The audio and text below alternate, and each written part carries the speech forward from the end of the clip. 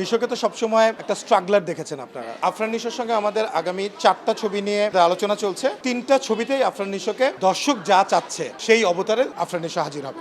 মেহজাবিন থাকতে পারে অফকোর্স, নির্মাতা হিসেবে ভিকি একটা না, ও মাল্টিপল প্রজেক্টস নিয়ে ওর সাথে কথা হচ্ছে। নিশোকে তো সবসময় একটা স্ট্রাগলার দেখেছেন আপনারা দর্শকের দৃষ্টিকোণ থেকে, তো দর্শক ওকে একদম যেটাকে আমরা বলি যে নায়ক অবতারে দেখতে চায়, তাই তো। আফরান নিশোর সঙ্গে আমাদের আগামী 4টা ছবি নিয়ে আমাদের আলোচনা চলছে। এর মধ্যে 3টা ছবি আমরা কনফার্ম করে দিয়েছি আফরান নিশোর, এবং 3টা ছবিতেই আফরান নিশোকে একদম দর্শক যা চাচ্ছে সেই অবতারে আফরান নিশো হাজির হবে। আমরা তো মেহজাবিন থাকতে পারে অফকোর্স, কারণ মেহজাবিনের সঙ্গেও আমাদের কথা হয়েছে, কিন্তু আমি বারবারই একটা কথা বলেছি যে যতক্ষণ না কারোর সঙ্গে কোনো কিছু কনফার্ম না হয়, সেটাকে অফিসিয়ালি অ্যানাউন্স করি, ততক্ষণ পর্যন্ত আমরা সেটা মিডিয়াতে একনলেজ করি না। But you are right, of course একটা ফিল্মে আমাদের মেহজাবিন থাকার সম্ভাবনা আছে। আমার মনে হয় দর্শকও সে ধরনের আফরান নিশো এবং মেহজাবিনের জুটি তো আমার মনে হয় চায়। নির্মাতা হিসেবে ভিকি একটা না, ও মাল্টিপল প্রজেক্টস নিয়ে ওর সাথে কথা হচ্ছে। বেশ অনেকগুলো প্রজেক্ট নিয়েই ও কাজ করছে আমাদের সঙ্গে। ও কাজ করছে, জাহিদ প্রীতম কাজ করছে, তারপর রায়হান রাফির বেশ অনেকগুলো প্রজেক্ট নিয়ে কাজ হচ্ছে, এবং আরো অনেক ভালো ভালো ডিরেক্টর যারা আমরা জানি যে ঠিকঠাক স্টোরি টেলিং, ঠিকঠাক গল্প